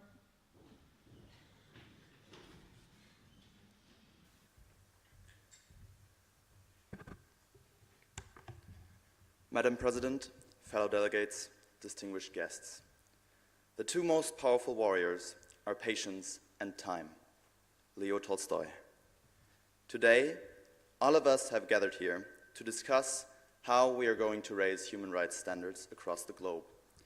And as the Russian Federation, we attend here to do one thing: speak up. We are here to speak up against the West. Speak up against the blatant propaganda which has planted an overly inflated, violent image of the so-called East into the minds of the world's citizens. Speak up against the newest and most dangerous form of imperialism history has ever seen. The one that doesn't come through tanks, but through banks.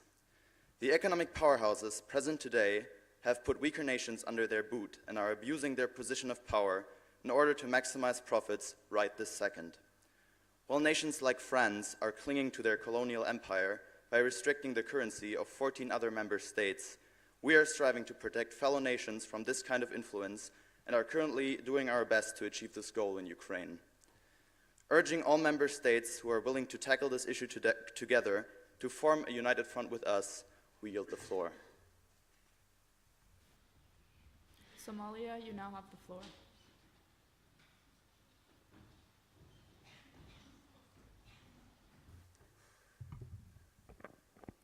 Dear Madam President and Madam Secretary General, distinguished delegates, honorable guests. The world we live in today is plagued with challenges that threaten our ability to uphold human rights standards. The emergence of numerous military conflicts has resulted in devastating violations of human rights, particularly the denial of healthcare services. It is truly disheartening to witness the suffering of victims of war who are deprived of adequate medical care. As the delegate of Somalia, we stand before you today to emphasize the urgency of overcoming obstacles to optimize our approach to this crucial issue. For far too long, Somalia has been surrounded by conflict, poverty, and instability. These challenges have made it difficult for us to ensure that the rights of our citizens are sustained. However, we have made strides in recent years to improve our approach to human rights, food security currently being one of our key aims. It is in our foremost priority to eliminate hunger as a weapon of war, because behind every political conflict lies a population of vulnerable civilians. Is this truly the legacy we'd like to leave for our future generations? And because media seems to be more concerned with recurring feuds than their consequences, we implore you all to stand by those who truly need it. We urge you to protect those that aren't able to protect themselves, to ensure that human rights truly involve all. Thank you. Syria, please hold your applause. Syria, you now have the floor.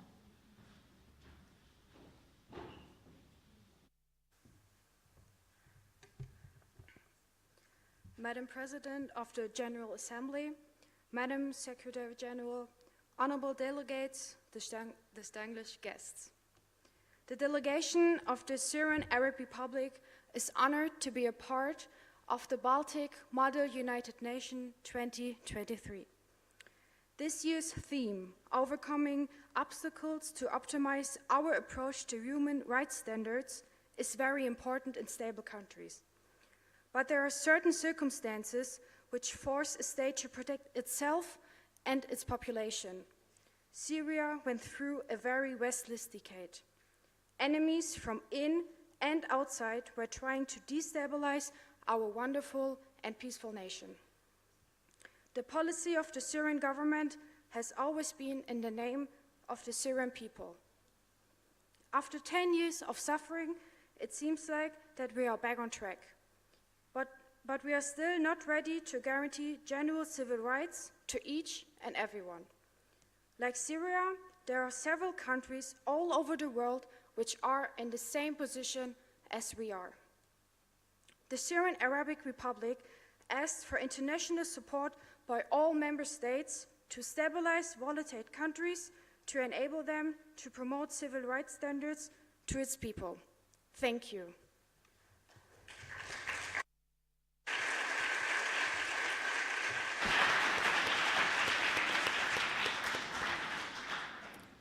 Thank you, ambassadors. If there are any delegates wishing to make use of a right of reply, please raise your placards now.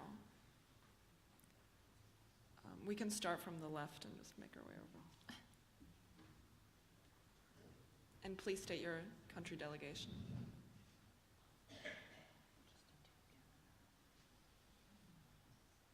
From the delegation of the United Arab Emirates to the delegation of the Russian Federation. Is it not essential to recognize that the Western nations consist of diverse populations with various perspectives, and that their actions and policies cannot be reduced to a singular narrative of colonialism and financial dominance? We'll have one more question. This will be coming from, yeah. Thank you. Isn't the delegate aware that to the delegate of Russia, of course, isn't the delegate aware that your so-called East is threatening the sovereignty of nations like Ukraine? Or maybe would you consider China's Belt and Road Initiative to be completely okay to the sovereignty of other nations in your East? Thank you, delegates. Ambassadors, please take your seat. Thank you to all the speakers who have furthered our understanding of country policies and helped set the tone for the conference. Before we adjourn, we have a few brief but very important announcements. If you would like to keep updated with what is happening during the BALMUN conference, the BALMUN press team will report its work on the BALMUN Instagram, the Baltic Herald, which is @Baltic_Herald. You can also access their page by clicking on the news section on the BALMUN platform. Be sure to stay updated with reports about the entire conference by reading the press page. We would like to remind you to make sure that we leave this building even nicer than we found it. We're incredibly happy and grateful to be here in the ISG, and we want to make sure that we also reciprocate that hospitality. Another announcement, all participants of BALMUN, after the ceremony, you will have a break until 11:45, by which time you should be seated in your committee room to start your committee session, so don't be late. If you have any confusion about directions, where your room's at, and all of that, the admin team will be there to help, so just ask whoever's in a BALMUN shirt. As a final announcement, please do not take your country flags after the ceremony. The ambassadors have flags in front of them. Leave them here. We look forward to seeing all of you soon. Thank you.